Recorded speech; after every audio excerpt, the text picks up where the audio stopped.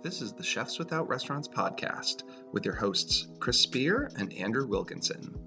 Each week, we'll be speaking with food entrepreneurs and people in the culinary industry.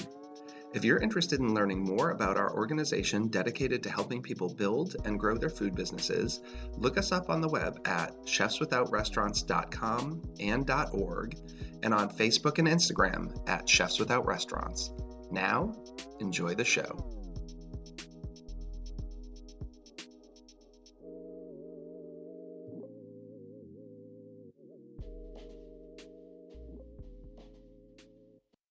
This is episode 9 of the Chefs Without Restaurants podcast. On today's episode, we have Chef Kizi of Bouffista Personal Chef and Catering Services. We talk a lot about her background, including African cooking, as well as how you want to position yourself in the marketplace. We're also joined by Jerrod of Bub-B-Que, who was already in attendance and decided to join in on the conversation. We hope you enjoy the show, and please let us know what you think. Thanks. Here we are with another episode of the Chefs Without Restaurants podcast. I'm Andrew. And this is Chris. And today we have with us Chef Kizi, aka Bouffista, Personal Chef and Catering Services. Hello. Hello. Thank you for coming in. So happy to be here. We're glad to have you. You guys are amazing. You're amazing. Thank you for the food. She just fed us chicken and rice.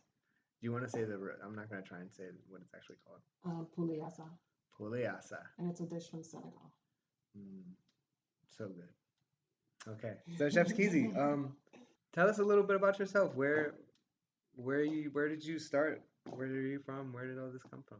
Sure. So where do I start? So I was born and raised in Côte d'Ivoire, which is in West Africa. My mom's from Sierra Leone. Dad's from Congo Brazzaville, because there are two Congos. That's more Central Africa. So born and raised in Ivory Coast, moved to the U.S. in July 2001. So I've been here for about 18 years. My love for cooking started, I would say, during college. Actually, my junior to senior year, I used to host like a lot of friends over at my mom's house and cook actually Bub-B-Que, which is cassava couscous, and like grilled fish, which is a prominent known dish in Côte d'Ivoire. And my friends loved it. I mean, they were always looking forward to me hosting whatever. And it kind of spiraled into a few years later. It spiraled into me doing like a few orders here and there over the weekend of Bub-B-Que and grilled fish and even the poulet-asa. And I was like, this is really good. People love it, like it. Why not turn it into something? You kind of turn what you love, your passion, into something if you're able to make. So, what did you study in college? I studied international business. Oh, and then did you start Bouffista started while you were in college? It started after college, I would say. So I would host during college days, yeah. But then, like a few years later, then Bouffista's Kitchen was born, basically. Cool. And then, so I registered the business name, I think, 2014, 2015, legally in the state of Maryland. Worked on my branding, logo, whatever, for like a year to a year and a half. Got my license, and here we are. Private chef and catering services. So basically, cooking dishes from my childhood, like I said, from Côte d'Ivoire, and things that I've grown to love from the American cuisine that I've made into my own recipes. That's an interesting take. And you know what? It's funny because people always ask me, so what type of cuisine, do you cook? I know some people are going to say, Afrofusion, whatever descriptions, but I always describe it as things from my childhood and things from the American cuisine I love. So is that exclusively what you cook? Would someone hire you to do chicken parmesan or meatloaf? Do you do that? I could. I can. Yeah, but I'm sure you would prefer to do your own foods from your background because you have more passion for them, right? Right, but then I'm not also closed off to trying other things. I think that's an interesting thing. Sometimes you can dilute your thing so much that you're not special anymore. It's like when you go to a Chinese restaurant and then they're serving pizza on the kids' meal because they feel like they have to have it or something, right. I struggle with that myself. Just because I can make anything, does that mean I should make anything? And all of customers reach out to me wanting me to make, they'll tell me what they want. And sometimes I do it, but sometimes I just feel like it's straying too much from kind of my specialties and what I like to do, and I will refer them to another chef in our group who can maybe serve them better. So you do some things other than Yes, those I'm foods. definitely not closed off to trying different things. I look at it kind of like a little challenge, you know? Do you have favorite dishes that you make that aren't part of your background? Like if you had to No. pick, no, nothing. No, nothing. What's your favorite dish to cook for anyone if you were hired to cook for them? You can never go wrong with rice and chicken. So we got the best today. You did get the best. You did. Like if it wasn't raining, I would probably make you some of my beef skewers or some snapper for Andrew. For Andrew, but yeah, my poulet assad and my spicy beef, we actually call it soya in West Africa. So the So fuyasa is a Senegalese dish, but is it something that you grew up with too? Like, is it one of those dishes that kind of transfers, like it's more widespread than just Senegal? So didn't grow up eating it quite a lot, Right. but knew of it growing Okay. up. Yeah, yeah. Cool. And just kind of tried my hand at it and made my own recipe, and here we are. Very cool. So what was you said you studied international business, but you were already kind of in the direction, like you already had a career in food, it seems like, before you even really had a career in food. Did you ever work in like any restaurants or anything, or have Absolutely any? not. No, all self-taught, Just home cooking. just home cooking, That's how straight it from the feels heart. too. Yeah. Oh, Yeah. thank you, thank you. Yeah. You're welcome. I got the first-hand experience. So what? Well, I guess you said you still work. You're still working right now, Yes. I guess. So, because usually what I ask people is like, what's their breaking point? Like, I'll ask what your career is before Before cooking. your business, Yeah. and then like, what was your breaking point? So, what I want to ask you is, what do you think your breaking point will be? Or like, do you think there is a breaking point, or are you happy with the way it is now? Oh my God, where do I start? So, I get that question a lot because people always ask me, so like, what's your end goal with Bouffista, right? Mhm. So I've been doing procurement for about 13, 14 years, and procurement is basically the acquisition of goods and services, like, you know, managing contracts. I love what I do, 9 to 5, right? And I also love doing Bouffista. How do I balance that?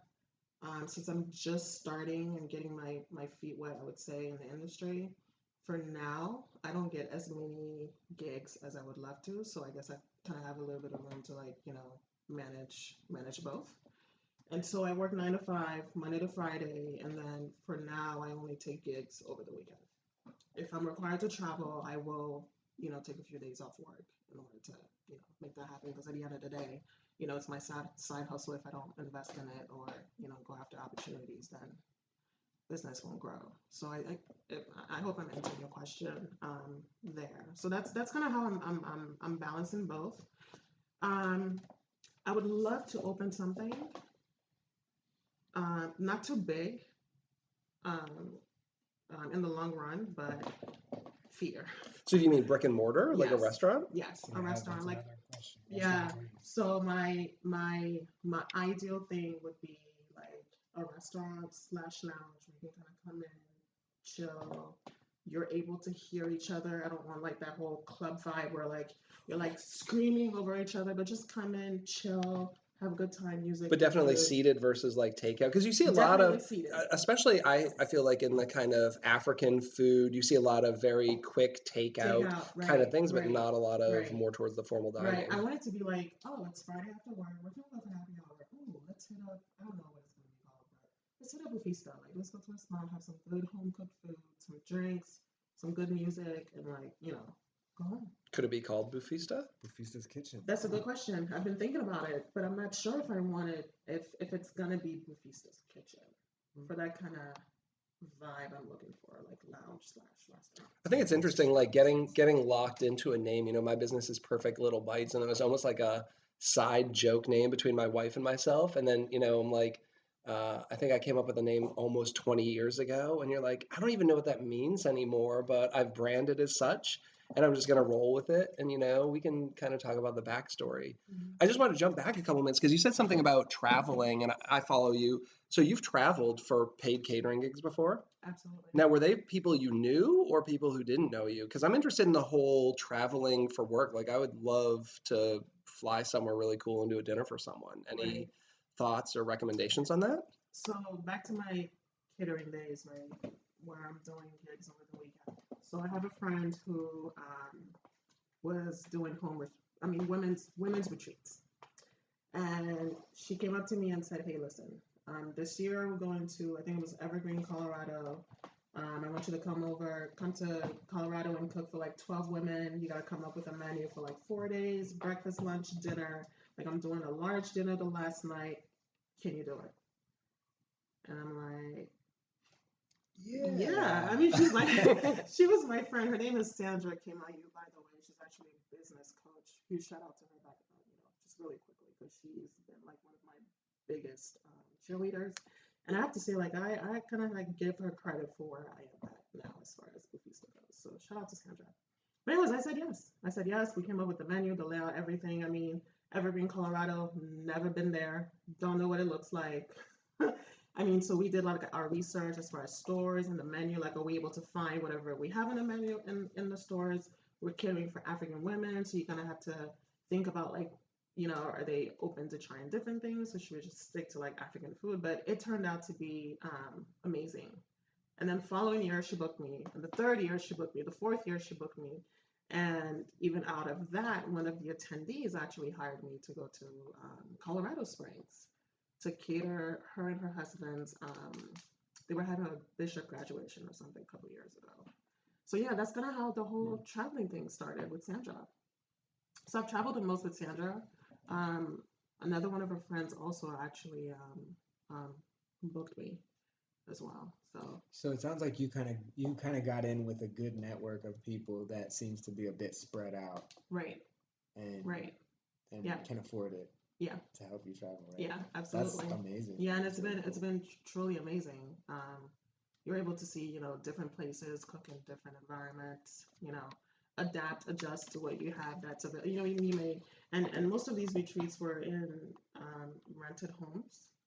And you don't know what kind of pots they have, what kind of tools they have in the kitchen. So Story of my life. That's the Airbnb chef. I know, right? So one of my first, because I love to grill, right? So one of my first questions is always like, do they have a grill? That's why I bring everything with me. Right, I bring my knives actually, because bad knives is horrible. Yeah. So yeah, I always bring my knives. But yeah, that's kind of how the whole thing, the travel thing, happened. And actually, most of my big gigs have been out of state. Very interesting. Yeah. And we've talked about this a lot. I think an interesting topic is charging what you're worth.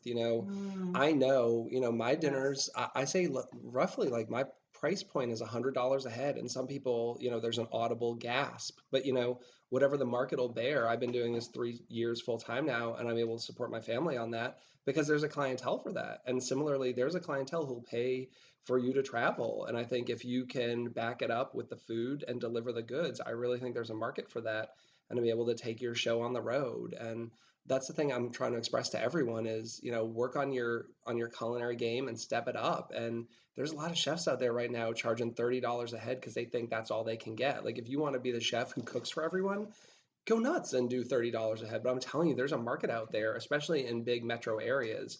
I would rather do one dinner a week for 20 people at $100 a head and make $2,000 in a day than be doing hundreds and hundreds of dinners at like $20 a head. But that's just me personally. Does the traveling aspect of it have a large effect on your pricing when people ask you to travel, or is it just like, just get me out here, pay for my ticket, and put me up? Yeah, so it's pretty much it with a fee, right? Because I'm technically taking time off of my full-time job to be there. I'm taking time away from my husband, my kid, my weekends, basically. So yeah, they pretty much cover travel and accommodations, and then I have a fee and they cover groceries. I don't know how you would do it, but I think both of us usually buy our own food. I mean, my whole thing is my experience is all inclusive. So when I give you a number that includes my service, the grocery, I buy all my own groceries, bring them there, cook them there. I don't add on a gratuity. Personally, I think it's tacky to have a mandatory gratuity. Like gratuity means I did something good and you're going to tip me. Right, And these, right. you know, most caterers like throw a line item where it's like a mandatory 20% gratuity. Like at that point, why aren't you just attaching that to the bottom line? So I Right. go in and say, you know, it's $100 a head. And I've seen everything from people who tip me up to 25% or more. Some people don't tip me anything. Some give me a blanket $50. But everything's wrapped up. So when I say like I'm doing $100 a head, for me, that means that's the cost of food and my service. And I do say I accept gratuities if you want to give me So one. see, that's very interesting because I don't ask for gratuities actually in my pricing or whatever. So whatever I quote is what it is. But the last event I did in Texas in September, she actually took me, which was surprising. Wasn't expecting. I never asked for it, but she did. So that was pretty cool. So I actually just started adding a gratuity, but it's more so like it's not just gratuity. I've added a 20% charge onto all my checks, and that includes like the organization, the administrative stuff, like any extra supplies that I might need. And what I say is that gratuities just this is kind of like you could just call it a setup fee. I call it a service fee. You could call it a setup fee, but I give an explanation for it. So like, you know, setup, coordination, organization, and I say that gratuity is included because I've never like charged just gratuity on anything.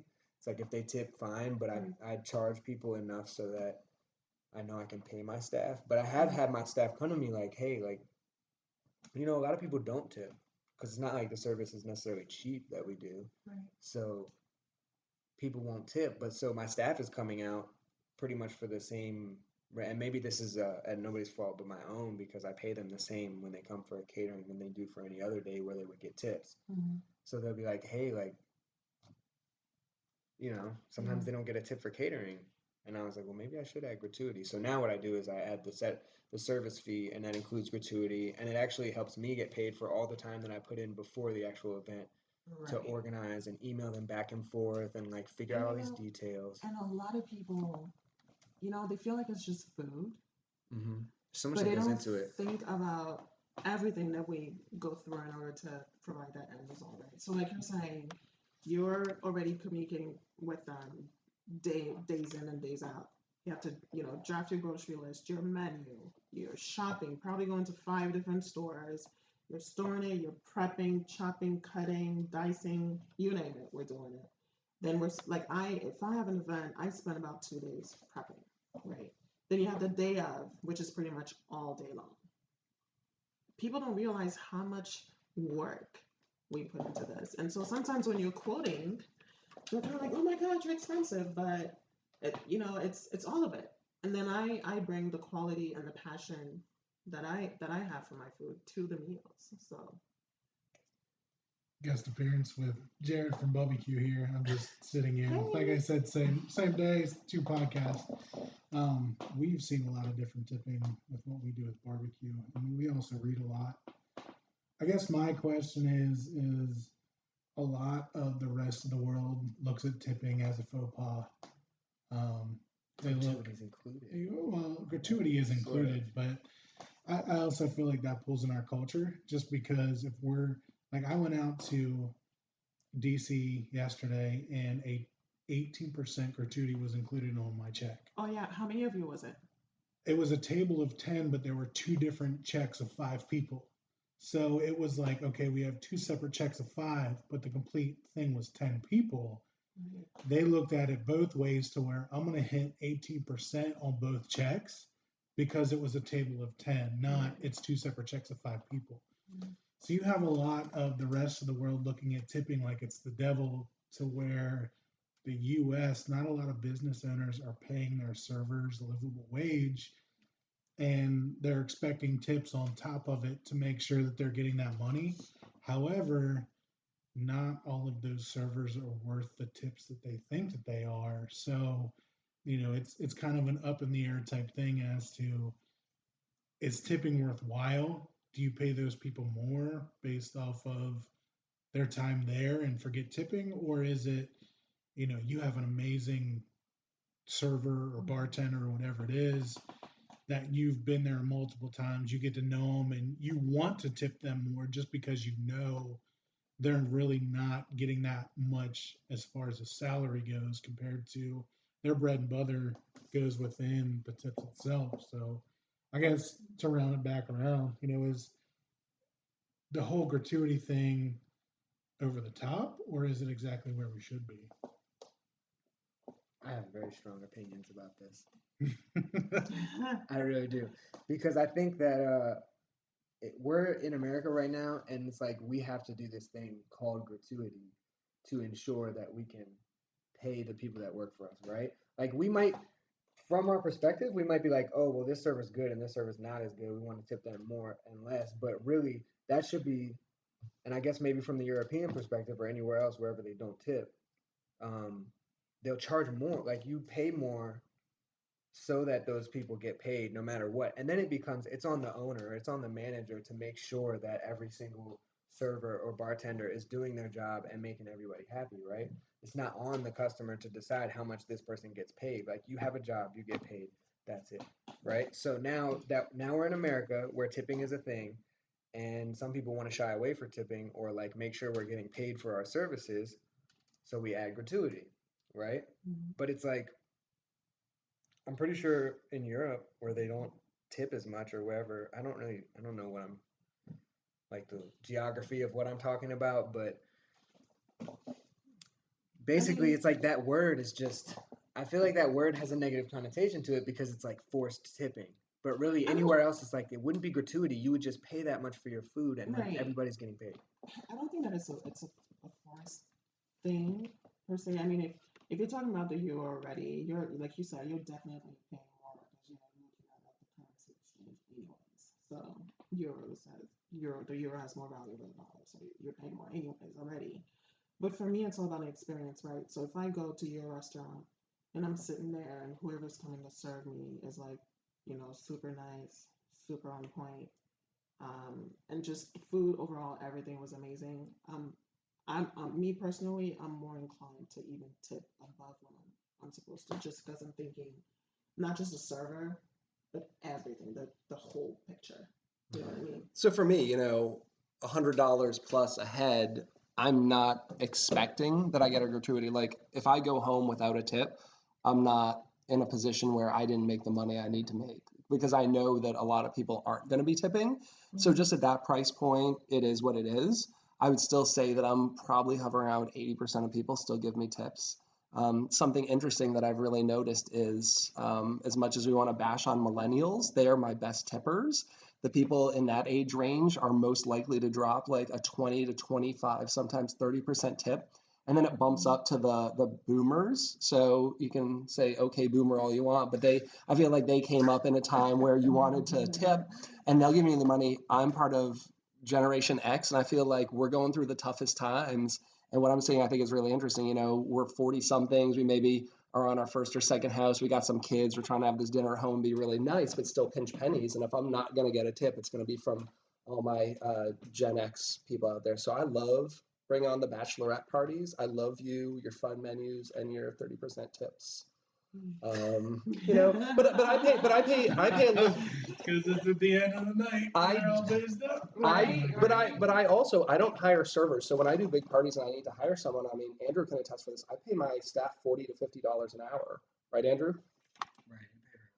No, I just absolutely. I don't want to feel like anyone's coming for like super minimum wage or below minimum wage, and then if we don't get tips, it's coming out of my back end. I just figure that into my price. And I want to bring people out that I want to work with. And, that means you're going to come out for 4 or 5 hours and make $200 or $300. And that's just how I built my business. And even if I don't get tipped, then it's fine. So those people coming out to work with me aren't getting tips per se. We've agreed on like a couple $100 as the wage, and anything on top of that's gravy. But do you split your tips if you have other? I don't split the tips. It's just usually part of you're already making like $50 an hour. Right. So I'm not throwing you more tips. And sometimes you don't get any. Sometimes it comes on the back end too, because now we're in this weird age of Venmo. So like I've had a couple parties where I've gotten home and haven't even gotten paid till the next day. And I've had some troubles, but at the end of the day, I've always gotten paid. But I don't even know sometimes when I leave how much money I'm going to end up with until the next day once that's all said and done. Really? Yeah, I'm not super anal about that. Like I tell people all the time, I don't do contracts, I don't do down payments, and I've never gotten burned. I believe in a man and his word and a handshake, It's and not gonna I work. haven't had any problems with that. And I'm not going to let one bad experience, if I have one, shape the way I do my business. Mm. So I'm going to take the next question because I know Andrew likes to throw this out there. So what are you cooking? And that means like, what are you into right now? Are there any new dishes or anything you like to eat? Or in your business, what's cooking? Do you have anything new that you're kind of working on? Got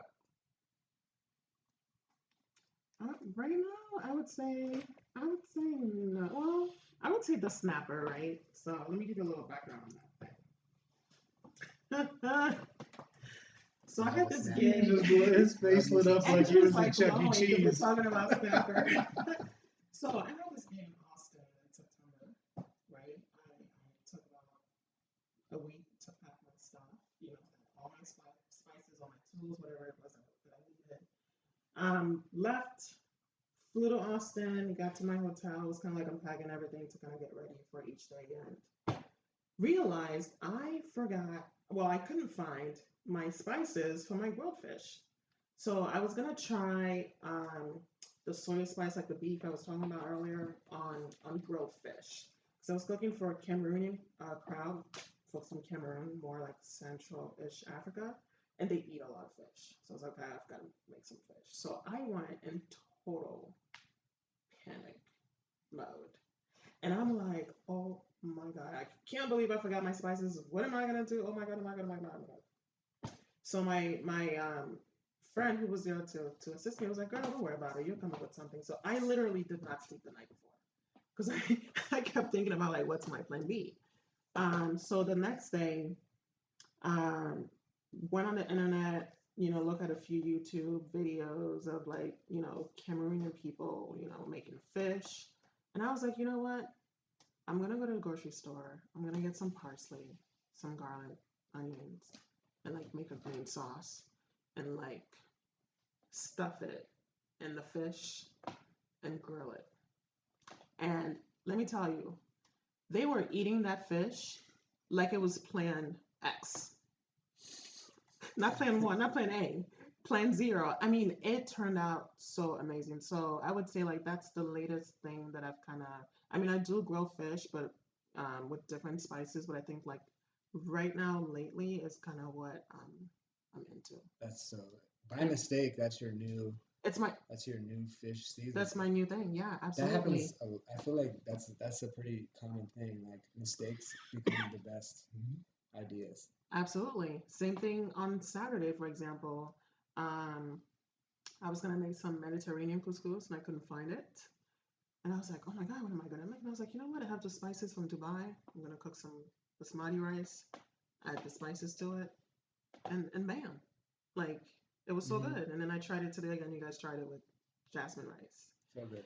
And it's so good, So sometimes I feel like, and it's funny, I posted something the other day in my stories. Like I felt like, God deprives me of things that I'm used to get me out of my comfort zone and try new things. Yeah, you right? get better out of it. And you get better. So, we have to, I get fear a lot, but I'm trying to learn to,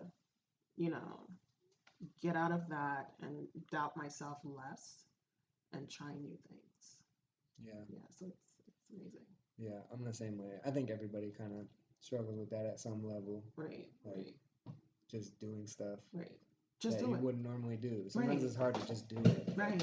That's as simple. And then once you do it, it's like, oh my God, it's not even scary at all. Absolutely. I acted so scared. Coming from, because we do catering too with Bub-B-Que, I wish more people would realize that happens a lot more times than what people think. And you get to a place and you think everything's going to be perfect the way that it is, and then you realize that you have to work off the cuff.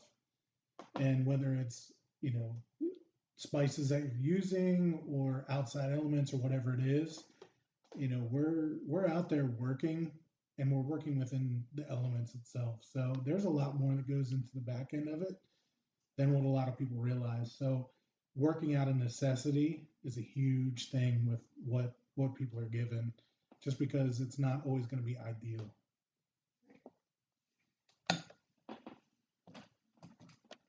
Did you want to ask about the Oh yeah, the spices?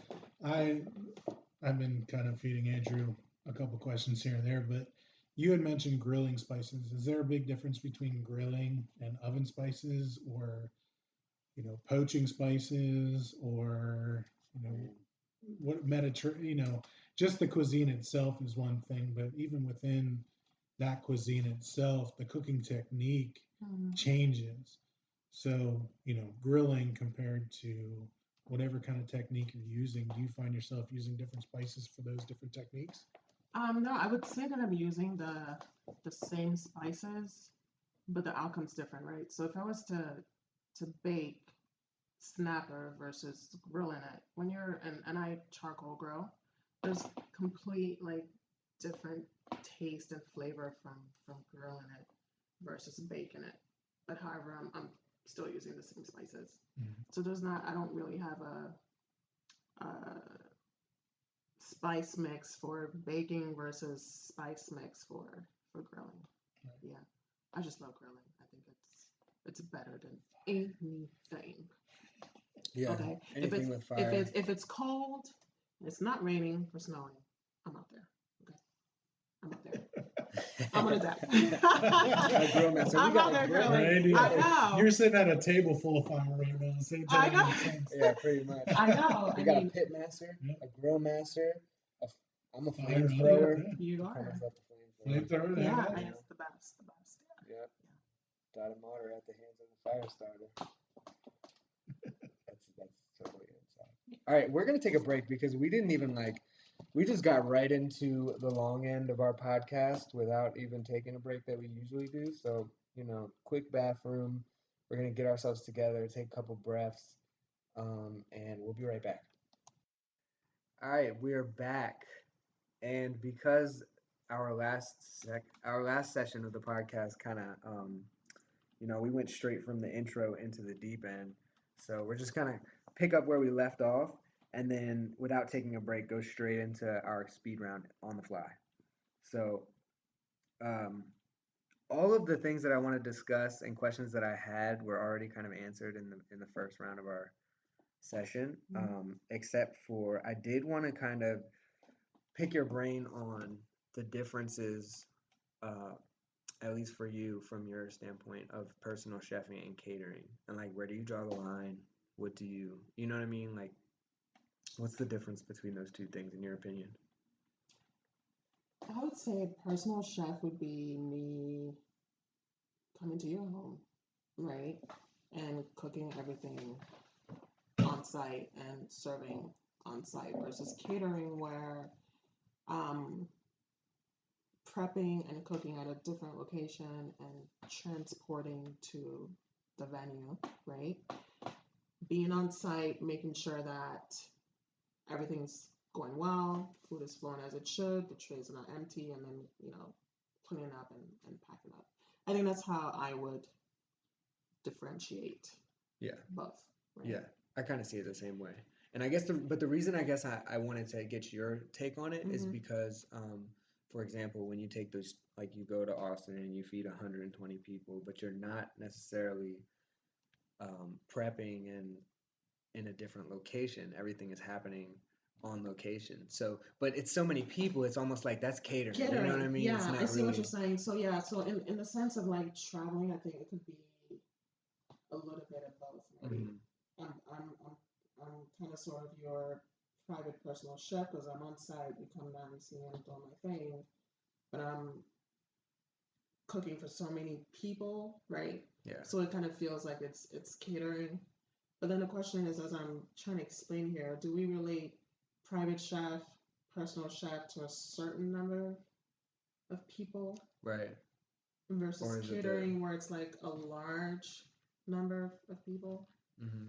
That would be a good question for Chris to Yeah, Chris kinda- can. Well, I don't know. You know, that's what I've been trying to discern. And from what I can tell, it's just semantics, Board of Health regulations, and fees, you know, because does a catering company ever cook dinner for 2 people? No. Could they? You know, does a personal chef ever cook for 100? Could they?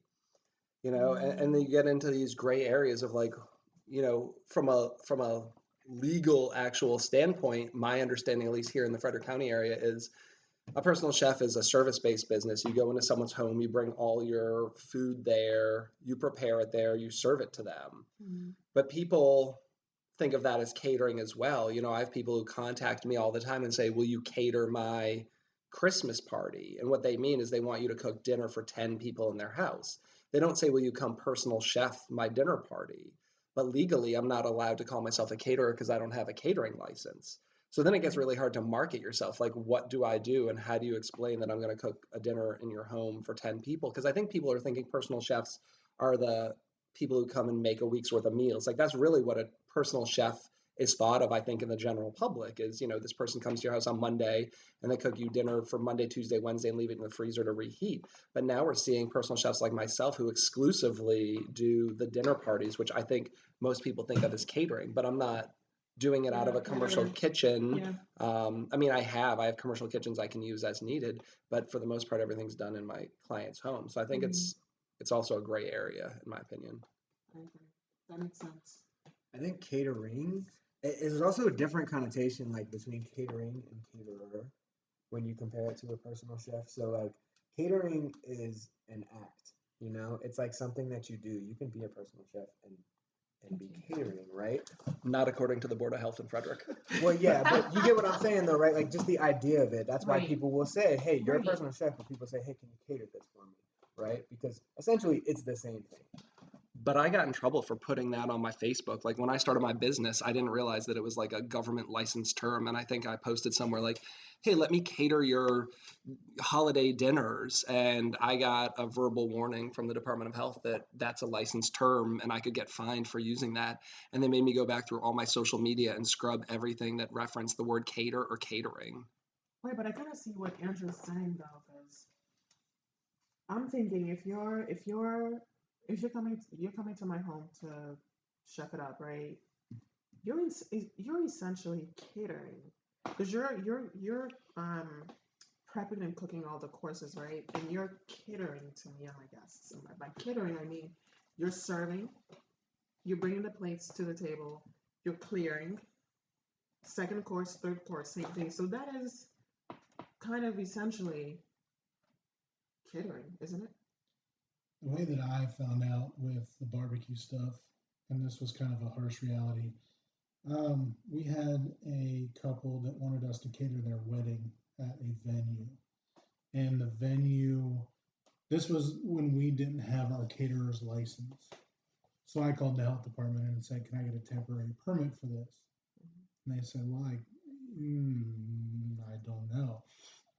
I said, "Well, what do you mean you don't know?" And it's, "Well, there's a possibility because you're cooking for the public, but they're not paying you for it per person. So that's kind of up in the air." And I said, "Okay, well, what if it's for friends?" "Oh, that's fine. You can cook for friends. It's no big deal." Okay, so we go back to the venue, and the venue says, "Well, you're not a licensed catering company. We can't have you here." It's like, "Well, if I get a temporary permit, can we still do this?" "No." "Why can't we? It's for friends."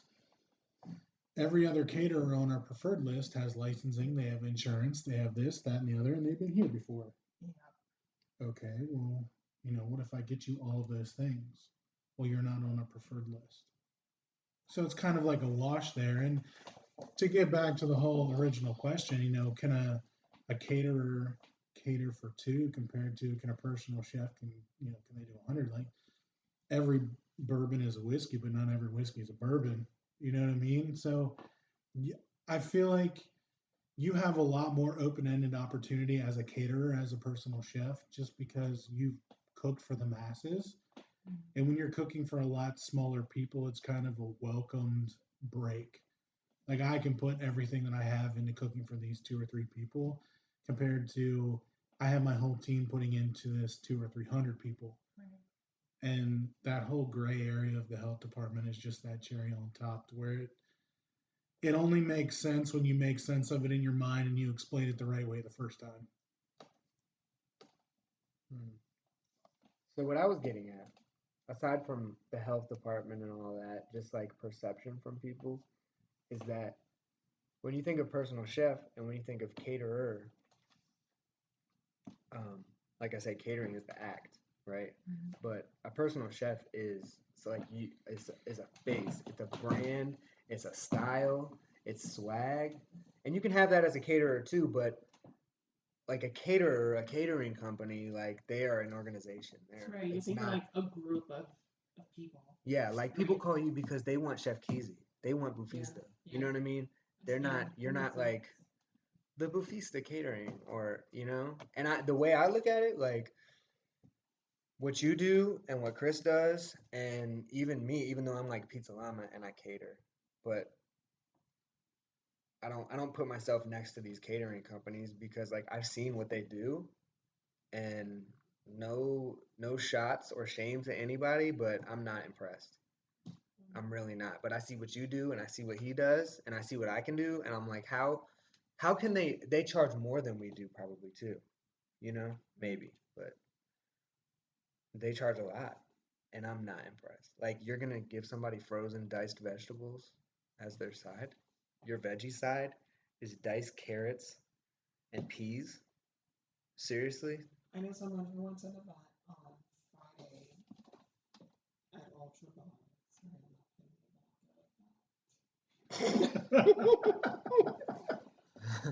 Sent me a picture of the food and was like, listen, you should have had you here. This is disgusting. And it was literally canned green beans. Yeah. Like, they don't go hard for this. Wow. Like we do. They don't go hard for this. You should have like the client or whoever just order greens and making them. I mean, yeah. But I think this is where you get into branding and what you want to be. And I don't even know if I've talked about this on another podcast. I talk a lot with friends, but you know, a lot of times your client has a budget and you have to decide whether or not you can work with that. And I think a lot of people make the choice. And I know people, you know, let's just say it's normally $50 a head for a wedding, and someone comes to you and says, I want you to do it for $30. And you say, yeah, sure, I can make it work. But then you don't give them what you would give a $50 catering event. You go and you get frozen fish and you slack it out and you use frozen vegetables and you buy pre-made quiche from Costco. But then the problem is you got all these people at this event who've never met you. They don't know anything about you, and their first experience with you is they get the cheap menu. And I feel that branding is, and quality, but you know, if your brand is that you're going to make really good food and then people show up and the first time they've had your food, they're having instant mashed potatoes at a wedding, right. I think that's problematic, and you could be doing yourself way more damage. You should have just skipped that $30 a head party. Right. So, and I think you and I have talked about this offline before, right? Where I've gotten to a point where I'm okay with turning down a gig because it doesn't match what I'm about, right? So if you want me to come and serve like canned green beans and instant mashed potatoes like you said, it's probably not a good fit or a good match. You're not going to get any more business from that. Yeah. Because absolutely. Nobody's going to think about, oh, they only paid the $30 per head. No, right. They're just going to think about how much you suck. Right. You know? I mean, and we serve, I've been following you guys for a long time. We serve good quality food. We put our heart and soul in every single thing that we make. So canned green beans, instant mashed potatoes. You can go to Costco. You got a $30 budget? I can help you out. Go to Costco, get that tray, that wrap tray. You know, yeah. And buy potato salad. The shrimp cocktail is really good. And there you have it. I mean, it's just not. And then nobody has to tarnish their name. Right. But, you know, as we have businesses and we have brands that we're trying to maintain, and I think that it's okay to turn something down if it's just not a good fit. There's a lot of power in saying no. Yeah. Is it okay to advertise yourself as a lower end budget caterer though? Like you're just saying right there, like okay, this is what we normally do, and here is our lower end budget of catering. We're gonna give you the instant mash. We're gonna give you that canned green beans. We're gonna get ham that's already been pre-made and all that. And you'll have that clientele base that's okay with that because they're willing to spend that lower portion. But is it okay to advertise that without mashing your own name to it? You're at that point you're curtailing to the customer as opposed to reaching for the higher end. I don't think there's anything wrong with doing that, but you have to realize that like a lot of people are gonna try that food and your name's associated with it. Right. So like, what do you want to be known for? And then when you're cooking it, right, when you're making those canned green, like for me, it's all a vibe, and it's really truly about passion and like really loving what I'm cooking, right? So I'm not gonna get any passion. I'm sorry, from cooking canned green. She's really hung up on canned green beans. Like, Kizi hates canned green beans. I can't do it. I want fresh vegetables. I want to, add my spices to it, make it do what it do. Like, I don't. No. It just depends on where you want to position yourself in the market. It's like McDonald's is cheap food. It's cheap hamburgers. Cool. If you're a high-end burger chain, that's awesome too. There's place for that. But if then you're going to go and start buying the same products as McDonald's and selling that low end, you're going to start to get associated with that. There's nothing wrong with catering companies that do box lunches for $5 a head, or who can come out and do your wedding for $15, $20 a head. But if you're trying to be the guy who also is trying to get the $80 a head customers, if you're going out there doing those parties, you're doing more damage, in my opinion, to your brand and where you've positioned yourself in the marketplace. I just don't think that it's going to do you the justice on that.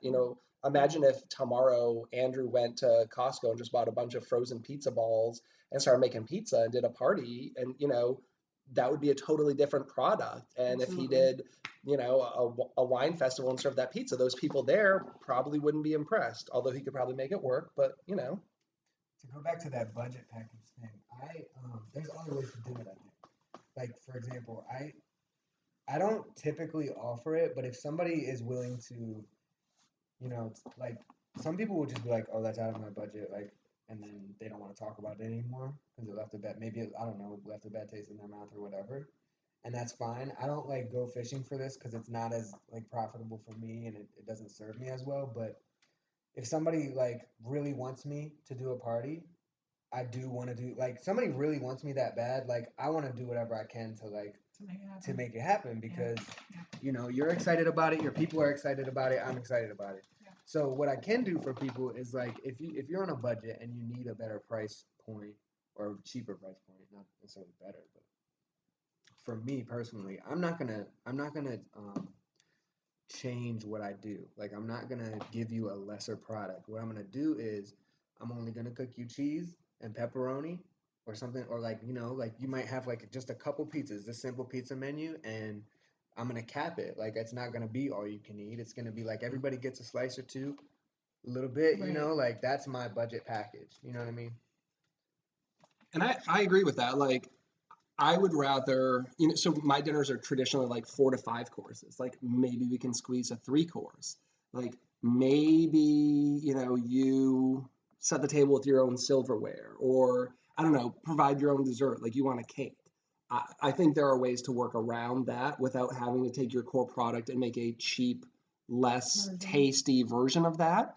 I would rather find other ways to make it work within the budget than that. For me, it's also like, maybe you want to dinner on a Saturday. I can afford to do it on a Thursday for your budget, but I can't give up a Saturday to do that. So I do think there are ways to kind of work around that. But, that's one of the things that I love about the Chefs Without Restaurants group is there are lots of chefs who do different price points. So when I have someone who comes to me and their budget's $40 a head, that doesn't work for me usually, but I'll bounce that in the group, and someone almost always grabs one of those parties and does it. So there are different people out in the market catering to different things. So, a little plug for our group. Mm-hmm. If it's not something that one of us can do, quite often there is someone who can fill that market at that price point.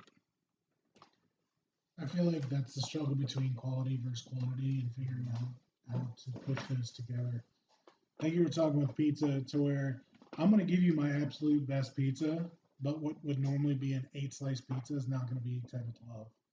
And, we're going to give you the same amount of pizzas, but you're getting a lot more slices out of it. And It's not going to change quality-wise because it's still going to be the best pizza that you can get from me.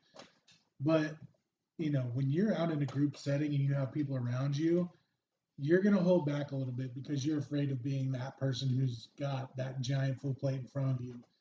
To where if you're doing a regular catering job to where those people have that flexibility within their menu to get as much out of it as they want to where you can do that 5-course meal, to where you can do, let me see what I can put on your pizza. I have 2, 3, and 4 different types of meats that I can put on top of it.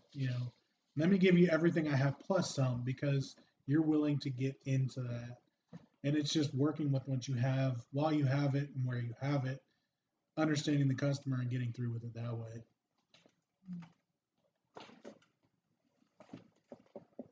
Agreed. Lots of great thoughts here. Yeah. We should start a podcast.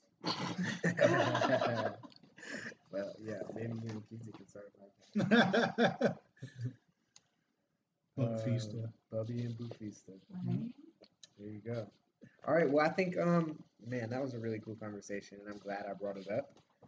We're gonna jump right into on the fly right now, and I'm gonna ask you a bunch of on the fly. That was me smacking the fly, right? So yeah, I'm just gonna ask you a bunch of questions, and I want you to answer them as fast as you can. All right. Ms. Bouffista, what is your favorite tool in the kitchen? It's not in the kitchen. It's on my desk, girl. Well, It's still, I mean, Yeah. it's still a kitchen tool. I like it. I'll Okay. cook anything on it now. That's It's real. on. What's your favorite food to eat? Oh my God. I love, like, African food, but some Thai food, man. I love Thai food. Yeah. What's yours? Real quick. Ooh. Breakfast. It's I not really pizza? love. I love pizza. I love waffles. Oh. I love shrimp and grits. I Oh, love I make- whole fish, I red make snapper. some really good Well, Me too. you could just throw the red snapper on top of that. Why I've had Chris's shrimp and grits, but it's not like my mom's. I'm so scared of Chris's food, man. His food be on point. I don't want to compete with him. No, his is on point, and the shrimp and grits was very on point. Like, I didn't say I didn't say my mom's was better. I just said it's not like my mom's. All right. So, okay. So, if you had the money, what is the first position you would hire for? I'm trying to reword that question so it makes sense. yeah, makes sense. I feel like because I don't have a lot of I don't have like a brick and mortar experience, I would probably hire someone who has a lot of experience in the industry, or someone You who hire a GM. a GM. There you go. I was thinking manager in the back of my head, but yeah, someone who knows the ins and outs of having a restaurant. That's the Yeah. first person I would hire. Yeah, we wear a lot of hats, and it's like, We do. but we don't always wear them well. I wear That's all the true. hats in my business, but That's I don't true. wear all of them well. Right. So Absolutely. that's why I asked that question. Yeah. So A who's GM. Who's your favorite chef? So I don't, it's funny. I don't really have a favorite anything. I mean, I love Thai food, right? But I don't really have a favorite anything, which is probably weird. Who's the first chef that comes to mind when I say that? Maybe Ina Garten Penny Garden? or Bobby Flay. No, Okay. Bobby Flay be doing some Or bad Christian brunches. from Hooch and Banner. Or Christian, yes. You or seem to like him a Christian. lot. Yeah, I like his personality. He's a cool dude. But like Bub-B-Que was saying earlier, social media is great in the sense that there are so many different people that we can follow that offer like different, things as far as the industry goes. So I kind of admire what, everyone is doing basically. But favorite per se specifically, not really. But. I understand. Art or science? Art. Me too. Can't do science. It's too much. What's Do you one? watch Black Mirror I on have, Netflix? yeah. I have. Have you? It's weird. I'm old school. We don't even have Wi-Fi at my house. Whoa. Right? Yeah. You're still living in the 90s. Living in the 90s, maybe even the 80s. That's cool though. That, like you just get to unplug when you get home. Right? All right. So, what's one thing you do differently from everybody else? One thing that I would do differently. That you do. Oh, that Right? I do differently.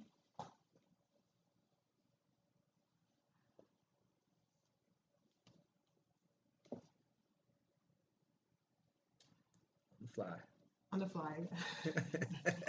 Don't think too hard. I was gonna say the passion, the love, the quality that I put into my food, but I think at the end of the day, like each and every one of us like bring that to the table in terms of our food businesses. And that is what makes us different. So that answer works for me. Yeah. What is your favorite digital tool? My phone. I use it for everything: networking, social media, connecting, you name it. Okay. Recommend a book or a podcast. I recommend a podcast. You make sure you follow Chefs Without Restaurants. I knew that was gonna come up. Absolutely. At some Make sure point. you follow Chefs Without Restaurants. She's right. Amazing content, amazing chefs, amazing everything. So, and what is your favorite culinary resource? Chris always brings up the example of Serious Seats, Food Lab. yeah, Food Lab. Is it better if I say I don't really follow one? A little bit. Is it? I think that's I okay. don't know. You don't have a culinary resource. I mean, where do you draw inspiration from? Your culinary resource could be. Go ahead.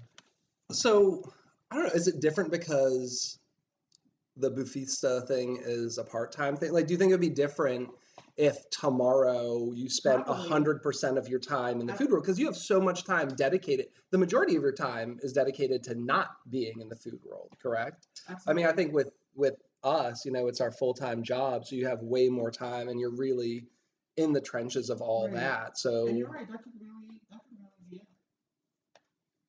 Because it's not 100% all the time. Also, your resource. I mean, your biggest resource could be your heritage. Like, I feel like that's a thing.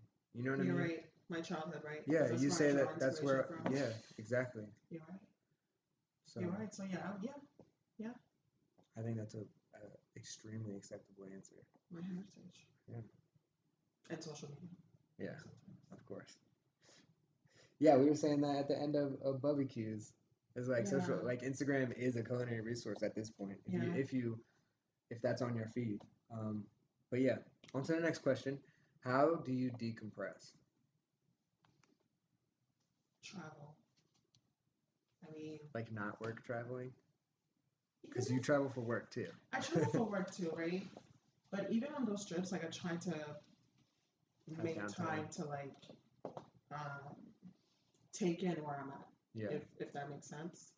So But even if it's not work related, like I think my way to decompress and balance is travel. I enjoy it. It's good to get away from the routine, being a mom, procurement, all that stuff, and just relax away from the usual. So yeah, I would say travel for sure. Cool. And then what is your main motivation and what impression are you trying to leave with Bouffista? Man, I would say my main motivation, right? Because at the end of the day, for me, like the way you were feeling earlier from eating my poulet yassa. Yeah, I still feel like that actually. All jokes aside, that is the most rewarding thing for me. Like, there's nothing like seeing people like devouring your food, eating your food, and just in ridiculous amounts. I think I had 3 plates. I can't even. I don't even think that it's something that you can write down. It's something that you have to see when you're looking at who's eating your food. Yeah. If that makes sense. Yeah. So to me, that's my motivation, the excitement of like, oh my God, there's a possibility that I could be bringing my food to these people, and they've never probably had poulet or snapper or whatever it is that I offer. That's different. That's very exciting. And then for me to cook it and they even love it. Oh my God. Yeah, it does feel good. So much adrenaline. Like when I'm on the food truck or like when I'm catering, I'm a real freak. I will like watch people. After they get my pizza, I'm like, right. Not to like. You're not alone. Not like in an insecure kind of way where I'm right. like, oh, I hope they like it. I'm like Yeah. looking for that reaction. Like, right. Because every now and then, just when I wasn't, usually doesn't happen when I look on purpose, but I still do it. But I've caught people where I like, oh, just look out into the crowd, and then I see somebody take a bite of pizza and like make this crazy like, oh right. my God, it was so good. Like, and I'm like, how did I just catch that moment? Like that was meant to be. Yeah. As a sign from the universe that I'm doing the right thing. Right. Absolutely. So yeah, that's my motivation right there. Yeah. Serving good food, man. And I think there was a latter part to your question. What impression are you trying to leave with Bouffista? Home cooked, quality food. And I think there's a little bit of misconception with African food, right? As far as, well, not a misconception, but I think most times when people look at African food, it's not really presentable or it doesn't look appetizing, especially when you think about like our traditional dishes. But I don't really have those on my menu, but whatever it is that I cook that's African, like I spend a little bit more time to make it presentable and appetizing so that they're actually willing to try it. You know what I mean? That's something that we kind of do need to fix as far as African food goes. It tastes really good. It's delicious, but I totally get like, why does it look like that? I'm probably not gonna try it. But it's just of the way it looks. Yeah, I'm also on the other side of that where it's like try something new. Like it doesn't look appetizing to who though? You know what I'm saying? Because I'm sure if you put it in front of an African, they're gonna they be will like, eat it, right? But when you're I love it. But when you're not necessarily targeting like non-Africans, but at the end of the day, like you just want the food that you serve to be presentable. Yeah. Right. I think that's also part of your marketing, your branding. Like it's the whole picture. Yeah. There's a heavy ignorance to what a lot of cultural foods are out there, especially within the American states. Yeah. Like, why would I want to do that when I can go to Burger King? Right. Exactly. I'm not. Right. You know what I mean? Yeah. Challenge your palate. Right. Absolutely. Yeah. I love that. Challenge your palate. Yeah. Okay, so call somebody out. Who should we get on here? Who's our next guest? Who do you recommend? I think that we should try. I agree with Christian as well, but I think that we should try to get maybe no discrimination now. Let me put this disclaimer out here, but let's get like a little more like cultural chefs with different cultural backgrounds, right? Could be Haitian, African, and I'm gonna throw out two names. One of them is in Miami. His name is Chef Lemaire, which I've been following for a while and chatting with him. He's been on Food Network on one of those amazing cooking competitions. He's dope. And I've recently connected with Cuisine with a K, King. He's also Haitian. He's in DC. I'm not sure if he's part of the Chefs Without Restaurants. I think I follow him. As well, but I'll make sure to like plug him in. But I think he would also be a dope person to have on. His food looks amazing. I have one more question. Yes, sir. Right, let's hear it. And this is on the fly, quick as possible if you can. What's the best meal you've ever had? Lord have mercy.